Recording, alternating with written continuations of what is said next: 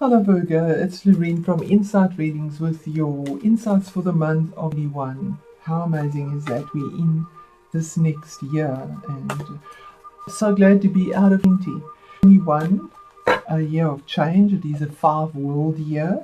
So a lot of challenges and changes on a collective as well as a personal level. And then also one is the last card in the Major Arcana. So it's the card of victory after major challenge as one steps through from the past into the future.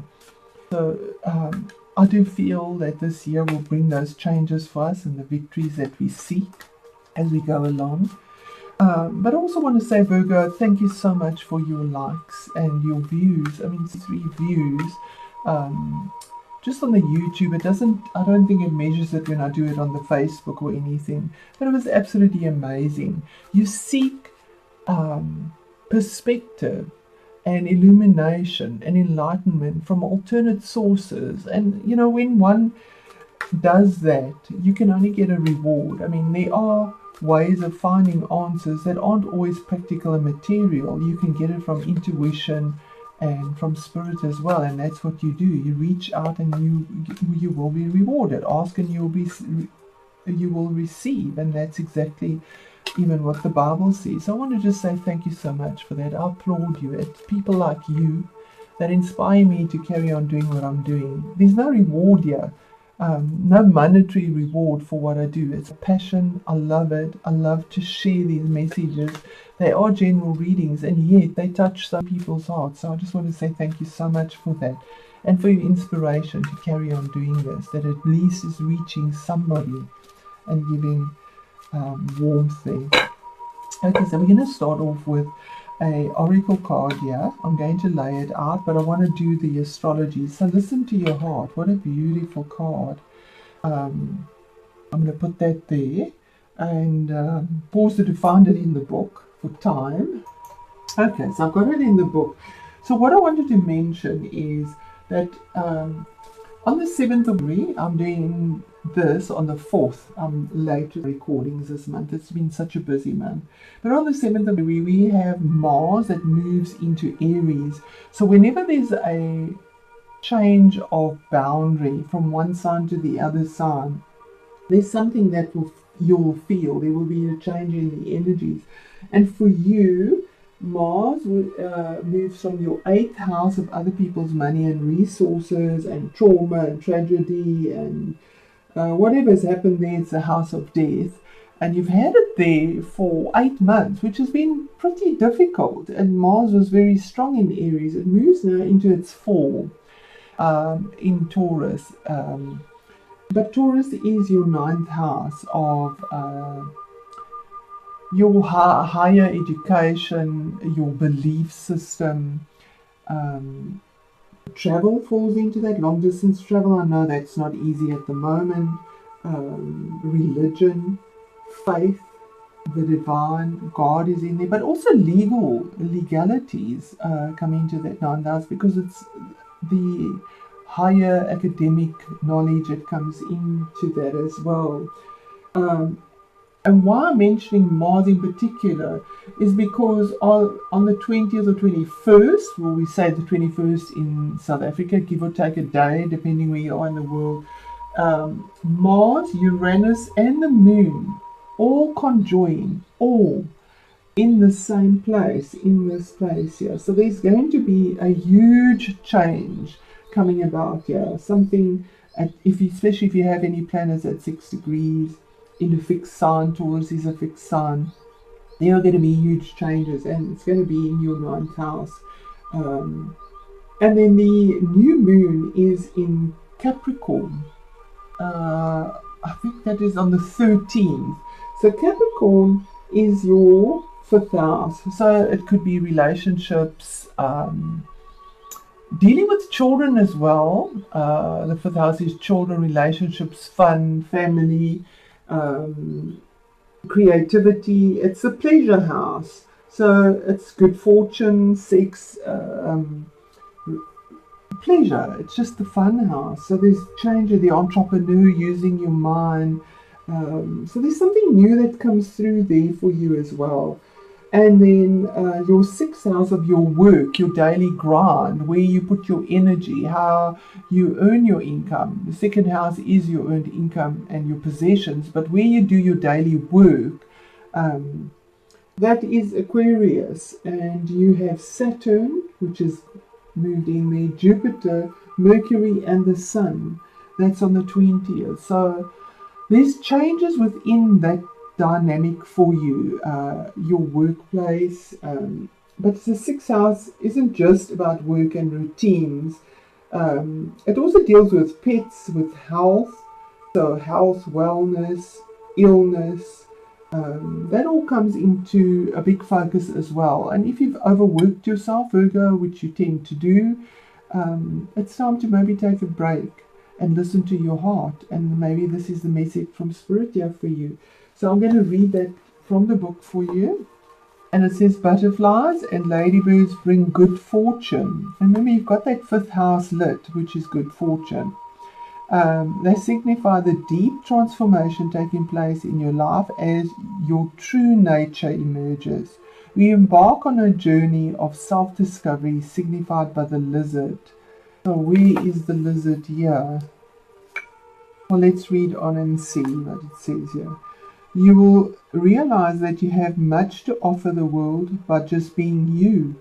For within your heart there is great love and wisdom, the kind of love and wisdom which has the power to transform all things. As you listen to and follow your heart, you have a positive effect on those around you also. Surround yourself with nature, for she embodies the healing power of love, and will awaken the same power within you. Your spiritual awareness deepens, and all you experience in the coming months will have a magical effect on your life and those around you. Butterflies are a powerful symbol for you at present, representative of the transformation that you are going through. From now on, take notice every time a butterfly flutters into your field of vision, for it is positive reinforcement that you are on the right track. Isn't that beautiful? Absolutely beautiful. The affirmation is, I am on a journey of self-discovery which leads to self-mastery. I listen to the love and wisdom within my heart. Love has the power to transform all things. Now, Virgo, if you have, and you most definitely would have, suffered some trauma, tragedy, difficulty with intensity, having Mars for 6 months very strong in your 8th house, but also would have been able to rely on other people's money or resources, because spirit gives and takes. There's always that yin and yang. If you have suffered that and you need time out, this is the time out. Remember, this is one of the tougher months with these changes, but things would start lightening up. So be aware of them and try and give yourself the time. Listen to your heart, and look out for the butterflies. She has a ladybird in her hair, and I don't quite see the lizard. Maybe you do. Okay, so I'm going to pause this and go into our actual tarot reading now. Okay, back again. So we're going to draw one more card on Listen to Your Heart and ask spirits, so guardians of the four corners, angels, ancestors and sacred ones, I call on you and welcome you here now. Thank you for your clarity, your wisdom, your understanding. Thank you for the messages for those that are seeking. Thank you, Spirit. Thank you for your guidance. Amen. Okay, just one card, Spirit. Oh, it is about money. The fish is always about nourishment, going down deep. They go deep into the water looking for food, and they know how to nourish themselves. I mean, the sea is really deep. There's a lot of nourishment in the sea. So this is about abundance and plenty. It deals with commerce and sales, and the sixth house also deals with commerce and sales, and a lot of Virgo are in that situation. The fish would advocate independence and self-reliance. Water, of course, is expansion and flow. You've got to be careful though that you don't tip the scales between tipsy and loaded. You don't want to end up dizzy or bloated or exhausted. You've got to listen to your heart. These three fish here in these blue depths would show you that you can dive deep to gather food and abundance. And, in the Chinese tradition, the fish always embodies finances, wealth. This card always teaches us to make most of the resources that we possess. Maybe speculate with what you have, to accumulate or make a little bit go a long way. So very beautiful, very beautiful. So we're going to do our tarot reading. I'm going to do the horseshoe again, and to answer any questions. So remember, it is a general reading. It would resonate more for your rising sign, Virgo rising sign. But if your sun and your moon is in Virgo, there will be some resonance as well. And thank you again, Virgo, for your views. Thank you, and your comments. Okay, so we're going to do the bottom of the wheel. Sorry, I'm not quite ready yet. Thank you, Spirit. Okay, here we go. Bottom of the deck. Very nice. A Six of Bees, beautiful. That is, Six of Bees is moving on to calmer waters, taking the lessons that you've learned that have been pretty difficult, putting them in your little boat and moving on to calmer waters on an emotional level, and you have water there as well, and it's saying listen to your heart. So it's been difficulty. There's been difficulty, and everyone has suffered difficulty this past year. But here's the light at the end of the tunnel. The hand is showing you that, yes, the universe has heard your call. You ask and you will receive, and you are moving on. Bees sting, swords cut, but six is balance and moving on to something better, easier. Let's just stand that there. Okay, so we'll do our horseshoe. So this is the past, the King of Moths. Now that would be maybe dealing with let's just put that in the picture. With a King of Moths, that could be a fire sign, male. Doesn't have to be male, but it's a dominant energy. It is positive. It is forward moving. This is somebody that it could even be your own energy, but it's moving forward and making ideas, getting up and actually doing them, but doing them with gusto, reaching up. Fire reaches up to the top. Even though you're an earthy sign, having that gusto to do things. It could be somebody that you know as well. It is a general reading. A King of Moths would be a mature man, somebody that gets up and does things. He could be an Aries, a Leo, or a Sagittarius, but mature, gets things done, and gets things moving. The next card is in the position of the present, and that is about money, negotiations. Three of Pentacles, Three of Beetles, sorry. So that is the Three of Pentacles, and that would be negotiation, collaboration, discussing around money, finances, something practical, a skill that you want to learn, a skill you want to upskill yourself, maybe with this person, or working with someone else. There's more than one person here. There's three within a practical sense. Then we have the next card is what is hidden, and we have death. Now this is a major arcana card. Death is card number 10, which is a 4. So there's transformation. You're down to the bare bones of something. You might have suffered loss in the family because you had that 8th house that was lit. And sometimes as Mars moves over a sign, you could suffer that. It is life. It's sad. Everybody has it. That's the one thing we can be sure of, is taxes and death. It's sad to say that. There's nothing else that's assured or promised or guaranteed to us. We are humans here, all in the same situation. So death is a reality. The raven brings the news of protection. There's surrender here. But it could also just simply mean that you at the bare bones of something, and you now as you see there's illumination with this X-ray of what you need to do, what structures you need to build on, because your skeleton is your structure, what you need to build on, what you need to move from, what you need to let go of, what you need to renew. But there's a definite ending of something for something new to come in here with the Death card. And that is what is hidden. Our next card is the attitude that is around you. And we have the Eight of Beetles. So that is about work. Eight of Beetles is the card of the entrepreneur. It's about money, earning, burning the midnight oil, sacrificing pleasure for work, putting too much time and effort in. But because of that, there is a reward at the end of the day that is real, that has value. Beetles are very strong. They work together as a team. There's something about teamwork here, collaborating. There's a change within a team dynamic for something new to come through as well. Remember, your overall energy is moving on to calmer waters, leaving the tough lessons behind, but taking that experience and wisdom as you navigate the waters forward.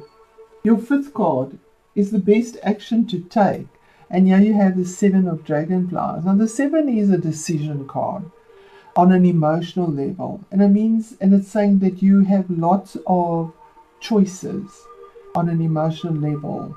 Sometimes it can be that you're not sure which one to take because you have some opportunities possibly that get presented and then you find it difficult. Especially with your sixth house that is so lit up. You might have a lot of offers, a lot of opportunities being presented. And we see a lot of water coming into this cup. So on an emotional level, it's a decision that will be maybe emotionally fulfilling. And that would be the best action to take. So I would definitely say with a 7, a decision on an emotional level of the best action to take. So whatever fulfills you on an emotional level, Spirit is saying here. Our 6th card, obstacles and challenges with this. And that is the Hanged Man. So you have another major arcana card, card number 12, which is a 3. 3 again is about formulating something. But the Hanged Man says that you've been in limbo, you've been stuck, you haven't been able to move, you've desperately wanted to, you've turned your world upside down to find perspective or illusion or get answers or from a different perspective. But Spirit is saying while you were busy looking for answers, seeking, being stuck to something that you haven't been able to get free of, you've caught something in the web. And we started off with the butterflies. There are butterflies in these webs here. So these butterflies are caught, they're stuck. But the time is saying that you are going to be set free. You are being set free from where you are stuck. Those butterflies that will just be set free. And then the outcome or the answer, you have the Queen of Beetles. Now the Queen of Beetles is your energy, earthy energy, Virgo energy, and it's about being practical when it comes to finances, being nurturing, taking care of those you love in a luxurious, practical, financial way. The Queen of Beetles is somebody that is a benefactor. She benefits or takes care of those in need in her family group in a material sense, so yes, with all the difficulty around what's happening in our world at the moment, maybe there's been a lack of finances in family or children, that 5th house, and you the one that picks up the lead and helps and assists, and you've been stuck in this. But it's saying do what is best for you on an emotional level. So let's just clarify that, Spirit, and see where this takes us for Virgo. Thank you, Spirit. Remember, Spirit is saying listen to your heart. And it seems to be about money and nurturing, and we have this constantly. 10 of Water, again.